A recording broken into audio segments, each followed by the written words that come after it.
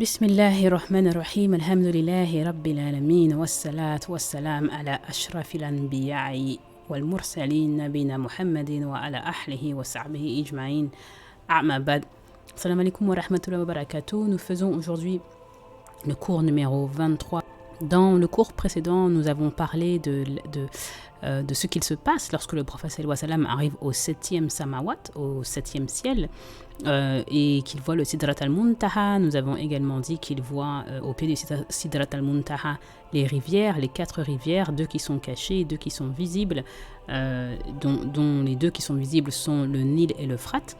Et nous avons également dit que c'est le moment où il voit Jibril sous sa forme originelle. Et enfin, il a son entretien avec Allah subhanahu wa ta'ala qui lui donne les 2 derniers versets de la sourate al-Baqarah et qu'ensuite il redescend. Et nous en étions donc à ce moment où il redescend et il s'entretient donc avec Moussa alayhi salam qui lui demande « Qu'est-ce que ton Seigneur t'a donné ?» Le prophète sallallahu alayhi wa sallam lui répond que mon Seigneur m'a dit de prier 50 salats par jour. Et c'est là que Moussa lui dit, comme vous connaissez très bien, l'histoire est assez connue, retourne lui dire et demande-lui de diminuer. Moussa lui dit, irji' ila rabbik, donc retourne voir ton Seigneur. Et il lui dit, wasahlul tahfif, et demande-lui de baisser parce que j'ai plus d'expérience que toi et ta umma ne pourra pas faire 50 prières par jour. Nous avons un détail de Muslim Imam Ahmed, un détail que beaucoup de gens ne connaissent pas. Le prophète sallallahu alayhi wa sallam regarde Jibril. Il regarde Jibril comme s'il veut avoir son opinion. Et Jibril lui dit, oui, va voir, va retourner. Et ça nous montre que bien que Moussa ait un statut particulier, le prophète sallallahu alayhi wa sallam veut avoir une deuxième opinion. Il veut avoir une deuxième opinion. Et même dans notre monde, quand on a quelque chose de majeur, on a une grande décision à prendre, on va avoir plusieurs opinions. Et le prophète sallallahu alayhi wa sallam donc demande l'opinion de Jibril. Donc il regarde Jibril pour avoir son istishara, pour avoir son opinion, et il lui dit, et Jibril dit Naam. Donc il y retourne. Et ça, c'est une autre preuve que Jibril n'est pas monté avec le prophète sallallahu alayhi wa sallam, et que le prophète est monté tout seul pour aller parler à Allah subhanahu wa ta'ala. Donc, le prophète sallallahu alayhi wa sallam y retourne, et là, on a plusieurs riwayat. Certains disent que Allah subhanahu wa ta'ala graduellement descend de 5 en 5 en 5, et que d'autres disent qu'il descend de 10 en 10 en 10. Mais de toute façon, le point, c'est le même, Allah subhanahu wa ta'ala enlève graduellement, et alors il retourne plusieurs fois, on ne sait pas combien de fois il y retourne, mais le prophète demande plusieurs fois à Allah de réduire.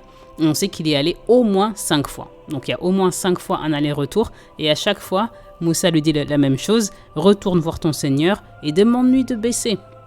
Parce que j'ai testé les enfants d'Israël et ils ne vont pas être capables de faire ça. Et ta Oumma ne pourra pas faire ça non plus. Jusqu'à ce qu'à la fin, quand il revient, le prophète sallallahu alayhi wa sallam, avec 5 salats, Moussa lui dit retourne-y une autre fois. Et le prophète sallallahu alayhi wa sallam dit je suis allé, il dit exactement tassieitu. Donc il dit je suis allé jusqu'à ce que maintenant j'ai honte d'y retourner. J'ai honte de demander plus. Mais le prophète sallallahu alayhi wa sallam dit walakin arda wa usalin, mais je suis satisfait et je suis heureux. Et donc quand il dit ça, une voix sort de nulle part, c'est la voix d'Allah subhanahu wa ta'ala, et la voix dit adamunadin. Allah dit ma farida a été établie et j'ai rendu les choses faciles pour mon serviteur. Ça sera 5 prières, mais ça sera récompensé comme 50. Au courant. Quelqu'un avec un iman pas très fort dirait, mais pourquoi est-ce que le prophète sallallahu alayhi wa sallam n'est pas retourné pour négocier encore un peu? Mais d'abord, pour celui qui pense ça, premièrement, faites attention à votre adab avec le prophète sallallahu alayhi wa sallam. Et la deuxième, Allah avait déjà décrété que ça serait 5. Et donc, Allah aussi donne au prophète sallallahu alayhi wa sallam le ilham pour savoir quand s'arrêter. Le premier des bénéfices qu'on peut en tirer, c'est le statut, la place qu'occupe la salat dans notre religion. C'est incomparable. Et si vous voulez, la salat, c'est encore bien plus important même que ce point-là, parce que le pourquoi de cette rencontre, c'est pour établir la salat. Tous les autres commandements, que ce soit la zakat, le djihad, saoum, tous les autres commandements sont apportés par Jibril, qui descend et qui dit au prophète sallallahu alayhi wa sallam, Allah vous commande de dire telle chose, de faire telle chose. Mais pour la salat, le prophète sallallahu alayhi wa sallam reçoit directement le message d'Allah subhanahu wa ta'ala, du roi des rois. C'est une chose qui est tellement importante que notre Rasoul sallallahu alayhi wa sallam, on lui dit, tu as besoin de venir, viens. Et donc il est appelé en présence du divin pour recevoir le seul et unique commandement. Et tout le reste descend indirectement à travers Jibril. Et lui, il reçoit quoi? La salat.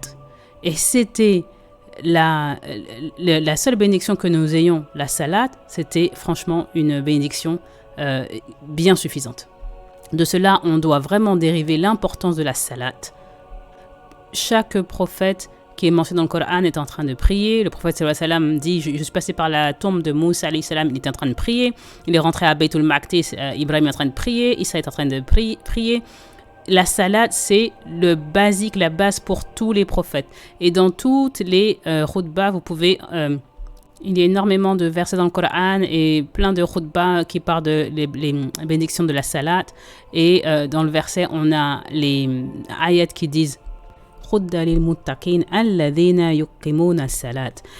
le berceau, Isa ibn Maryam nous dit également, Allah m'a commandé avec as-salati wa zakati adumtu hayya, donc avec la salat et la zakat jusqu'à ce que je retourne à lui. Tout cela nous montre que la salat est importante. Elle était tellement importante pour notre umma que Allah subhanahu wa ta'ala lui-même invite le prophète sallallahu alayhi wa sallam pour qu'il reçoive ce commandement directement. Un autre bénéfice que nous dérivons, et on l'a mentionné dans un cours précédent, quand le prophète sallallahu alayhi wa sallam, on lui dit qu'il doit prier 50 fois par jour, même si ça a été réduit à 50, lui, c'était son habitude de prier 50 fois par jour. Même si le tarfif, la diminution est arrivée, quand Allah subhanahu wa ta'ala lui dit 50, dans sa vie personnelle, tous les jours, il priait 50 raka'at. Faisons les maths ensemble. Combien sont de raka'at qui sont fard? On en a 17. Donc ça, c'est vous comptez. Donc Fajr, Dhur, Asr, Maghrib, Isha. 17 raka'at, d'accord? Et maintenant, les Sunan Ratiba, il y en a 12. Donc 12 et 17, 29. Et les witr et tahajjud que le prophète priait, c'était 11 ou 13. Parce qu'en général, il priait toujours 2 raka'at avant de prier les 11. Et Aïcha disait que c'était les 2 raka'at les plus courts qu'elle ait jamais vus. Donc, dans beaucoup de riwayat, on a son witr qui est 13, mais il en priait 11. Donc, un riwayat dit 11 et l'autre riwayat dit 13. Et parfois, les 2 raka'at d'introduction, ils sont priés à d'autres endroits. Donc, ça nous fait quand même 42. Et ensuite, il priait salat al-duha avant Zour et après Fajr, ce qui nous fait 42 plus 8, 50. Donc, le prophète sallallahu alayhi wa sallam priait 50 raka'at, c'était sa routine régulière. Et même si c'est pas wajib pour la umma, c'est pas obligatoire, le prophète sallallahu alayhi wa sallam, ça c'est ce qu'il fait de basique, c'est 50 par jour, c'est le standard. Et bien sûr, chaque fois qu'il rentre dans une mosquée, il prie 2, quand il va à truc, il prie 2, et donc il fait 50 raka'at, c'est juste son basique. Mais tout le reste, c'est en supplément. Un autre bénéfice qu'on peut dériver d'ici, c'est quelle est la sagesse de baisser le nombre de raka'at alors que Allah sait qu'il va arriver à 5 de toute façon, parce qu'il a déjà décrété. Donc on peut le dire assez ouvertement. Pourquoi passer par 45, 40, 35, 30 ? Pourquoi ? Parce que Allah il sait que ça va descendre à 5. Donc pourquoi pas dire 5 tout simplement ?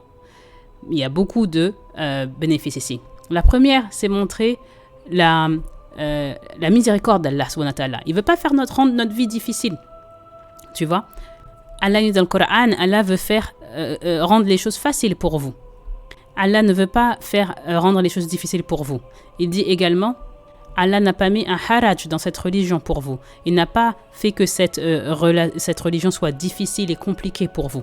Donc il y a une sagesse ici pour démontrer que quand le prophète sallallahu alayhi wa sallam retourne et dit « Oh, mon Seigneur, ma Oumma est faible et elle ne peut pas faire 50 » et le prophète et Allah subhanahu wa ta'ala descend. Et ça nous montre sa majesté et sa miséricorde. Une autre leçon de pourquoi dire 50 et ensuite le descendre à 5, ça montre une indication que « Oh, les enfants d'Adam, vous avez uniquement été créés pour une seule chose, et c'est là l'adoration à Allah subhanahu wa ta'ala. » Si on fait les maths, ça veut dire que pour 50 prières, tu dois prier toutes les 15-20 minutes. Ça veut dire que toute ta journée, toute ta nuit, c'est des salawats, n'est-ce pas? Donc il y a ici une indication que, ô fils d'Adam, vous avez uniquement été créés pour la ibada. Et la règle générale, c'est que vous allez prier Allah comme les anges prient. Parce que vous savez que les anges ne s'arrêtent jamais de prier. Ils prient jour et nuit et ils ne s'en fatiguent jamais, comme nous dit le Coran. Parce que la création est censée faire, n'est-ce pas? Et on retourne à la khutbah qui a été faite précédemment sur la raison de la création, c'est pour l'adoration d'Allah. Donc Allah te dit, prie 50 fois par jour, c'est ce que tu devrais faire, mais je sais que tu ne peux pas faire, donc je vais juste vous dire, faites comme vous voulez, mais priez ces 5 salawats. Et subhanallah, est-ce que c'est pas triste de voir que après cela, la majorité de la Oumma ne peut pas faire les 5 fards? Ça nous prend à peu près 20 minutes pour faire ces 5 prières, et peut-être même moins. Mais beaucoup d'entre nous trouvent ces 5 salawats difficiles. Et Inch'Allah, Allah renforcera notre iman. Il faut juste faire des doigts et naturellement, on en arrivera à augmenter, à faire nos fards. Et ensuite, 1, 2 de plus, 3 de plus, jusqu'à ce que, comme je vous ai dit la dernière fois, ça devient un réconfort. Et vous ne voulez pas vous arrêter de faire vos raka'at. Inch'Allah, que cela nous arrive à nous tous. Un autre des bénéfices, mais là, c'est pas la fin. C'est pas la fin, il va y avoir d'autres choses qui arrivent, mais en tout cas, ça c'était, si vous voulez, le grand événement. Ensuite, le prophète sallallahu alayhi wa sallam retourne, il descend, et il dit ce qu'il a vu. Et il dit, j'ai vu Jannah et Jahannam, j'ai vu le paradis et l'enfer. Et ça, on en parlera dans le prochain cours, mais la question qui se pose ici, c'est pourquoi est-ce qu'il a vu Jannah et Jahannam, et pourquoi est-ce qu'il a vu tout cela après avoir rencontré Allah subhanahu wa ta'ala? Pourquoi pas avant? Parce que quel est le cycle? Il monte, et quand il monte, il voit tous ses prophètes, il traverse tous les samawats, et ensuite il arrive à la fin de la création, il voit Sidrat al-Muntaha, puis il voit Jibril dans sa forme originelle, et il continue de monter, et il rencontre Allah subhanahu wa ta'ala. Ensuite, sur son chemin retour, beaucoup de choses se passent. Et la sagesse, elle est évidente, c'est parce que il ne sied pas pour un prophète de retarder sa rencontre avec Allah subhanahu wa ta'ala. Il est appelé pour une raison bien précise, et donc il continue, il monte, et il passe les cieux juste pour arriver à ce meeting, pour arriver à cette interaction avec Allah subhanahu wa ta'ala. Et une fois qu'il a fait son meeting, une fois qu'il parle à Allah subhanahu wa ta'ala, ensuite il peut faire autre chose. C'est juste qu'il ne sied pas, et même de nos jours, lorsque vous avez un meeting avec quelqu'un qui a un certain statut, ou on va dire que le roi, il n'y a pas de roi en France, le roi d'Angleterre se présente, alors on ne retarde pas, tu te présentes à ton audition. Ensuite, si tu veux faire un peu de tourisme à Londres, pourquoi pas, mais d'abord tu dois aller à ton audition, et lui doit aller à son audition avec le roi des rois. Et donc, le prophète salam va voir directement Allah subhanahu wa ta'ala, et ensuite après ça, on peut lui montrer le reste de la création. Dans ce cours, on utilise le mot meeting parce que c'est ce qu'il y a de plus de plus près de la vérité. Il y a une controverse qui demande, qui parle, qui pose que peut-être le prophète sallallahu alayhi wa sallam n'a pas vu Allah, et d'autres disent qu'il l'a vu, mais ce qu'on sait du hadith, c'est qu'il a vu le voile d'Allah, il a vu le voile de lumière. Et ça, c'est une autre indication qu'il a été à un niveau où Jibril n'est pas allé, et c'est un niveau où beaucoup d'autres êtres n'ont pas été, pas que l'on sache. En tout cas, la sourate Al-Najm décrit certains de ces incidents de façon indirecte. Il faut comprendre le contexte.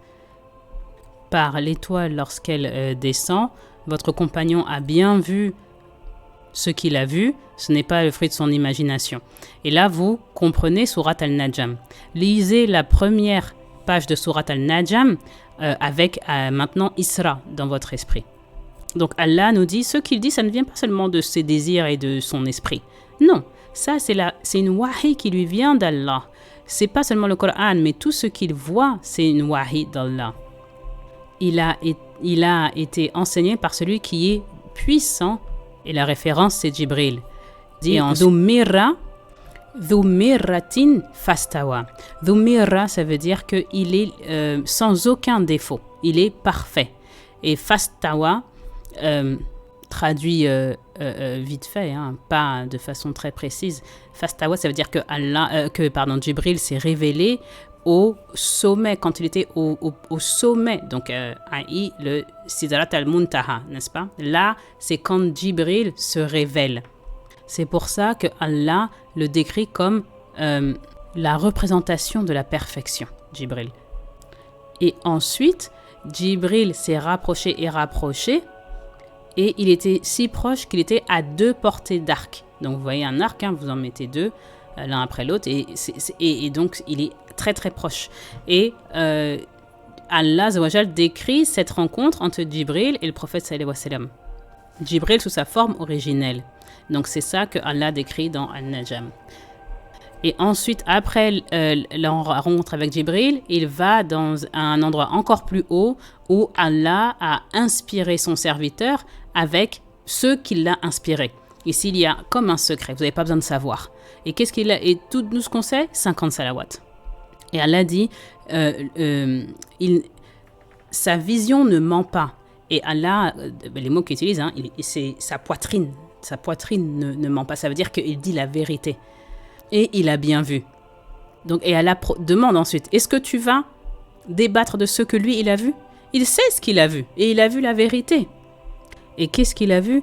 La adraka la min ayatin rabbihil kubra. Et c'est là qu'il voit les plus belles créations de son Seigneur. Il voit Al-Ba'tul Maïmoun, il voit Jibril, il voit Sidrat al-Muntaha, il voit Jannah, il voit An-Nar. Il a vu tout ça. Et c'est la référence à Ayatin Rabbihil Kubra. Et donc, ces ayats font le résumé de toute cette rencontre. Et ensuite, Allah fait l'éloge du courage du prophète sallallahu alayhi wa sallam.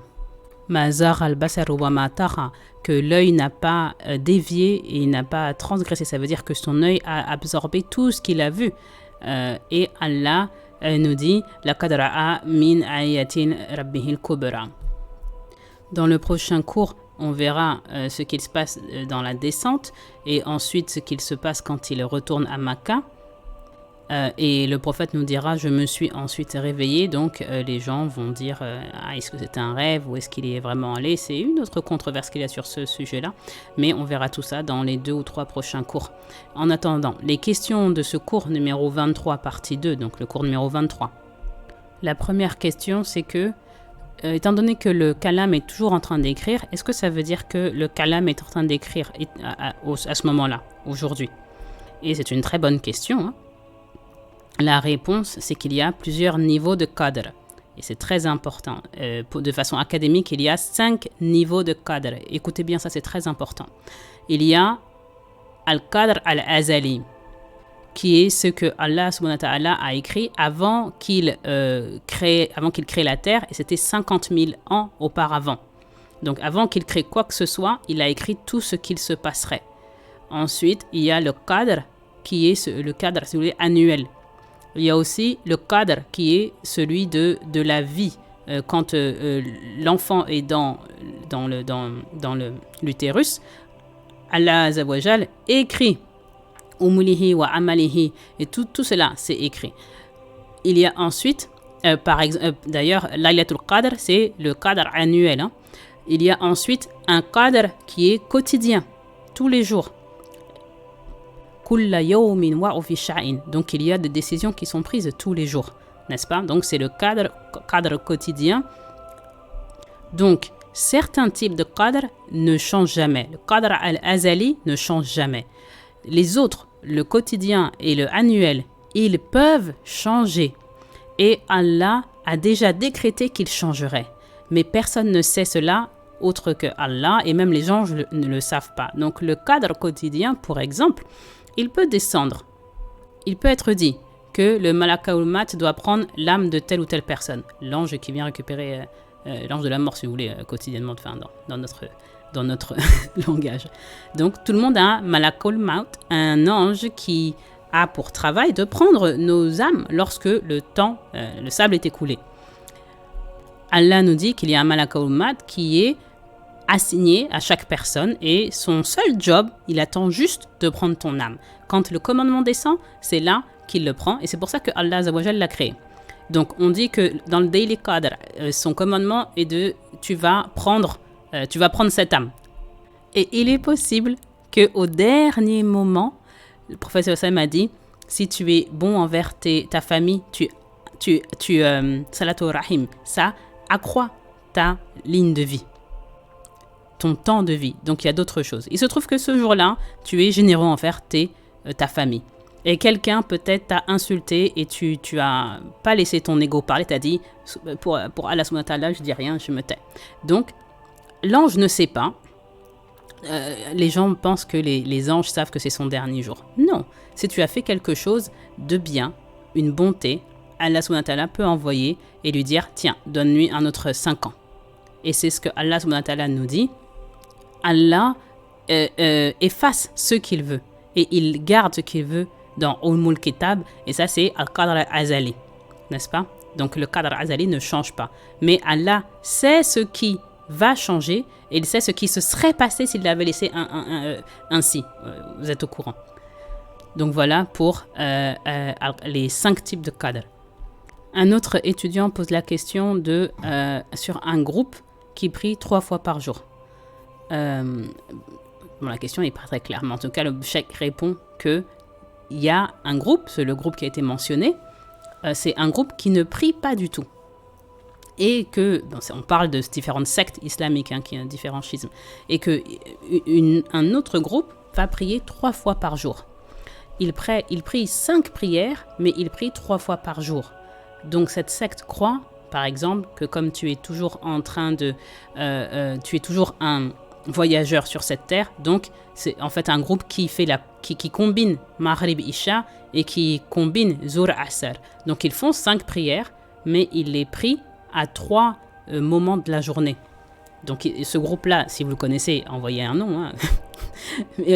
Ils disent prier 5 fois. Il n'y a pas d'autres groupes qui ne prient pas à 5 fois. Tous les musulmans qui prient vont prier 5 fois.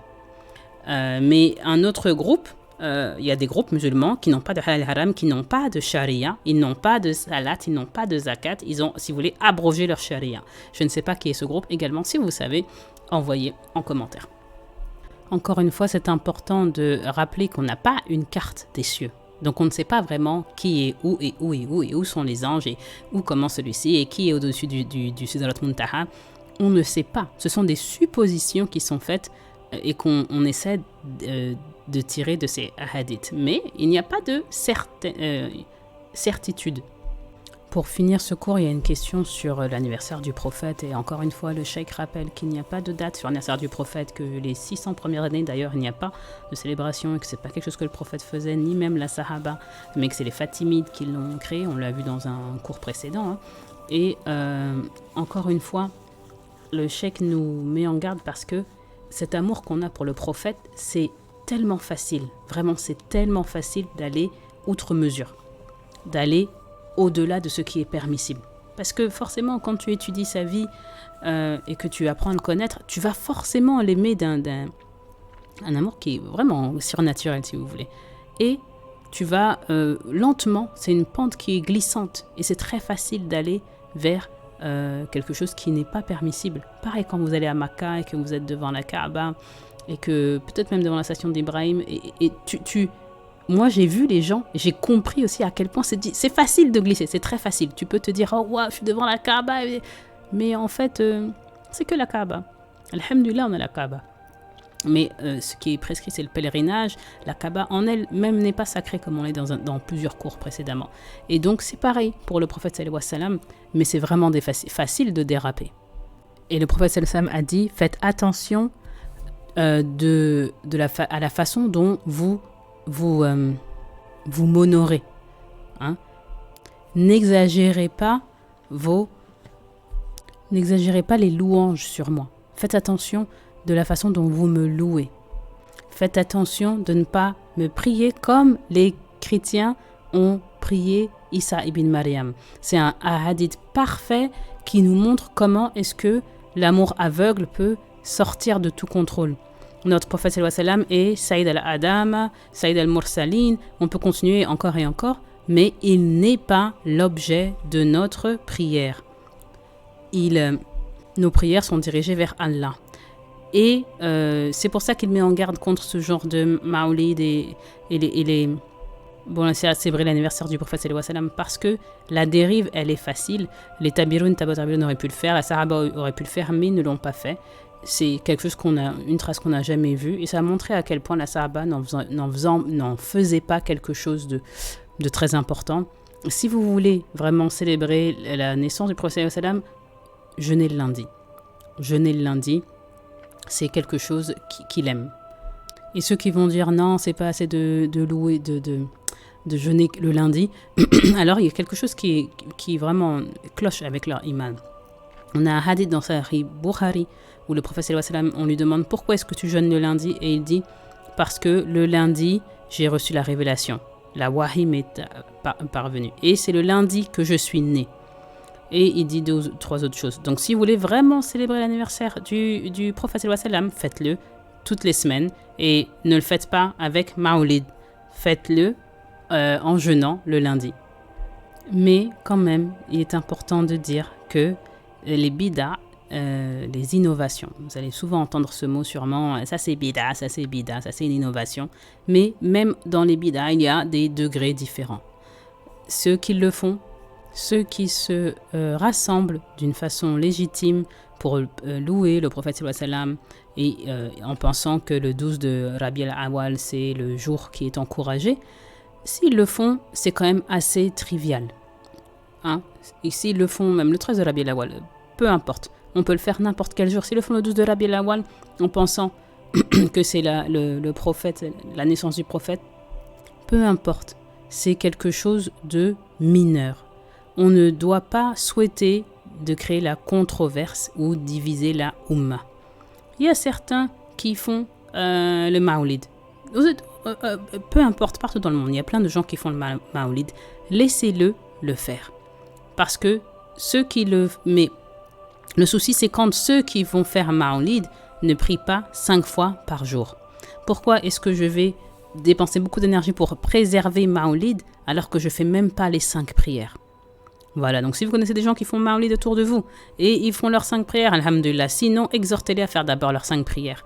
Parce que l'intention doit être toujours de accomplir tout ce qui est fard et tout ce que Allah nous a prescrit. Et ensuite, vraiment, si vous voulez faire maoulid, faites maoulid. Et de toute façon, il est toujours mieux de jeûner. Même si ça vient d'une bonne intention, on ne doute pas de célébration de maoulid. La vraie célébration, quand même, ça reste le jeûne. Et bien sûr, suivre le message du prophète sallallahu alayhi wa sallam. Vous voulez, si vous aimez vraiment Allah, suivez-moi. Et Allah vous aimera. Et Ibn Abbas dit que ça s'appelle le verset du test. C'est ça le vrai test. Est-ce qu'on suit le prophète sallallahu alayhi wa sallam ou pas? D'une façon légitime. Quelle est la façon légitime? La façon de faire les louanges du prophète sallallahu alayhi wa sallam. Et ce qui est permissible, c'est d'habitude, vous envoyez le salut sur lui. Ce qui est, et continuer respecter le Coran, la Sunna, et faire ce que le prophète faisait. Parfait. Mais si vous allez au-delà et vous faites un doua au prophète sallallahu alayhi wa sallam, pas permissible. Si vous tournez vers lui pour quoi que ce soit de votre vie d'ici-bas, ou même pour qu'il soit un intercesseur pour vous dans le jour de Yom HaKiyama, pas permissible. Pas permissible. Vos requêtes s'adressent à Allah. Une requête, c'est à Allah. Et c'est tout pour ce cours. Un dernier point peut-être. Si quelqu'un dit tu n'as pas le droit de faire ça, tu n'as pas le droit de faire ça. Il y a une façon de corriger les gens. Quand vous corrigez les gens, si vous voyez qu'ils font quelque chose qui peut-être n'est pas correct, corrigez-les de façon douce. Et proposez toujours l'alternative. Si tu vois que quelqu'un fait une bida ou une innovation, propose toujours l'alternative. Ne donne pas seulement le stick, donne aussi la carotte. Et c'est ça l'adab du musulman et l'adab dans la correction. Et Inch'Allah, on peut s'aider mutuellement. Et c'est tout pour ce cours numéro 23. Et je vous dis assalamu alaikum wa rahmatullahi wa barakatuh.